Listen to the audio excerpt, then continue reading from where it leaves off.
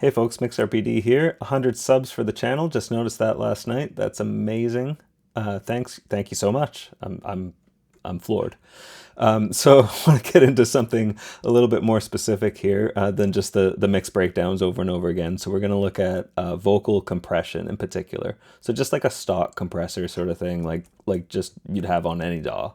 So let's give this a listen. We just got a vocal here, like a singer-songwriter type of thing. I just pulled it off the internet. Move in all directions. Don't try to stay still. Separate by silence. Made cold by the chill. Okay, so that's how he's sounding to begin with. Just took a couple lines here, smushed them together. So you can hear, the vocal sound, like he's got a nice voice and stuff like that. It's not the worst recording in the world, but it's got like some, it's a good performance, pretty good performance, but it's got some issues on the recording side, right? There's some like sibilance, like separated, and some low end, stuff and whatever. And it's just the volume is just inconsistent. The level's inconsistent. So let's listen to what I did with it. Move in all directions. Don't try to stay still. Separate by silence. Made cold by the chill. So a little bit more pleasing, I think, right? More consistent, less harsh, a bit more body in the voice. Okay, so let's look at the compression in particular. So this is what I did with the compressor here. So we have threshold. So I'm going to actually just pull up a default version here, a new instance. And we're going to explain these parameters, right? Because I think people are a little confused on some of this stuff. So threshold. So this is like the onset of the compression, right? So if you look here, when I play the vocal, you're going to see the input level. Move in all directions. But the problem with using a preset on a compressor is the preset doesn't know how loud your vocal is to begin with or whatever, right? It's important. So when you see the level there, you can start pulling the threshold down. Don't try to stay still. Separate by silence. Okay, but we're still not getting any compression, right? Here's the gain reduction here. It still says 0 dB, right? Because the ratio here is on 1 to 1, right? So the threshold is where the compression starts in terms of like the level, like how loud it gets to. So when it gets to minus 10.9 dB or around there, it's going to start compressing. But it's on a 1-to-1 ratio, right? Apples to apples. So we need to make it apples to oranges, which is like literally anything else. So like let's go like 1 to 3 or 4, which is a typical ratio. Move in all directions. Don't try to stay still. All right, so now we're starting to get a couple dB of compression here and there. So if we pull the threshold down even further, we'll get the compression starting earlier, right? So we'll probably get more gain reduction. When the peaks go up high, like this big one here, it's going to reduce it even more.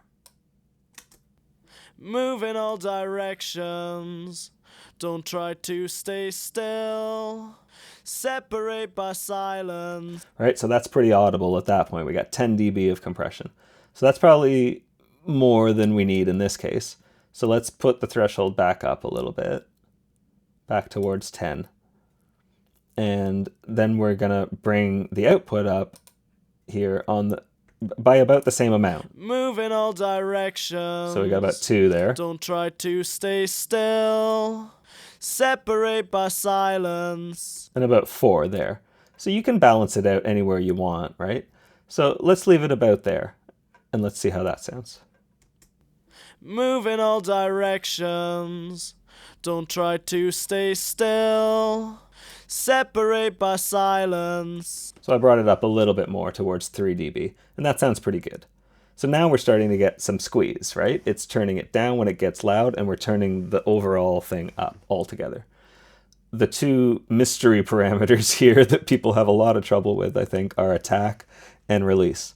So let's look at this. The default here on our comp are pretty good here of 16 milliseconds attack and 160 release.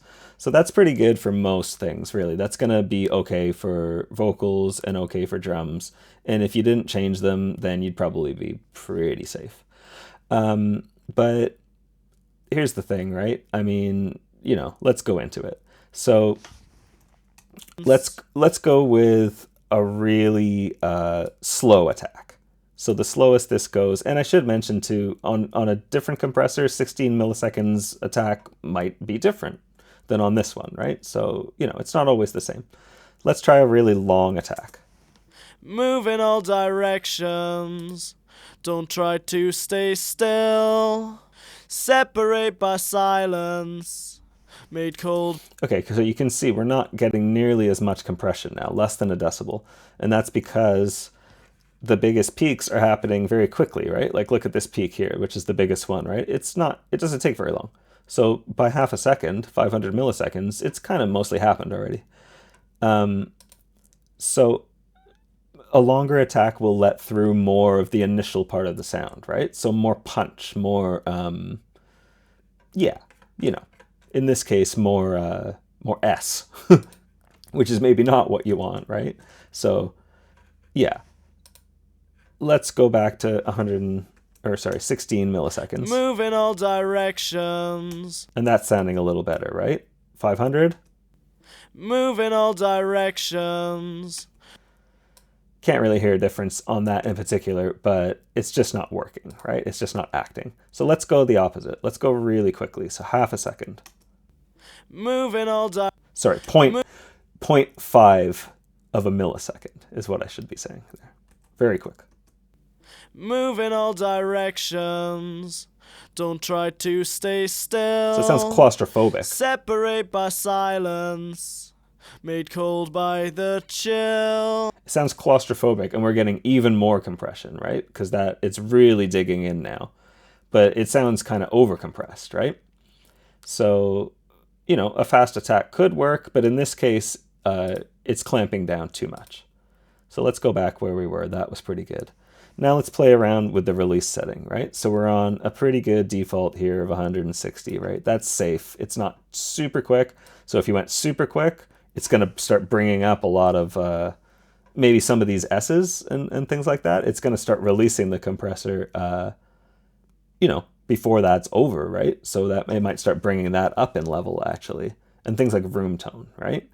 And then if you go really long with it, it's going to hold the compression down once it sets in, and it's going to take a really long time to come back up. So he'll sound more distant, right? So you can think of this as sort of like a distance or a depth control, right? So let's do like a really quick release, or let's do a really long one first. Move in all directions. Don't try to stay still. Separate by silence. Made cold by the... So did you hear on silence there? It went, silence, right? And it really held him down, which kind of is cool because of the word, but like it's probably not going to work very well in the track, right? So he feels more distant with a very long release, right? That's like 5 seconds or something. Super long. It's crazy. So okay, let's go the opposite. Let's go super, super fast, right? So 5 milliseconds. Move in all directions. Don't try to stay still. Separate by silence. Made Yeah, see, it's just making all the sibilant S sounds and things like that a lot worse because the compressor's releasing very quickly. So basically it's turning it up very quickly after it's turning it down is what's happening there. So yeah, 160 was better than 5 seconds or 5 milliseconds. But let's reset our ears and listen to that again. Move in all directions. Don't try to stay still. Separate by... Right, so that's more normal. But let's go a little quicker than that. Let's go around 100. Move in all directions. Don't try to stay still. Separate by silence. Made cold by the chill.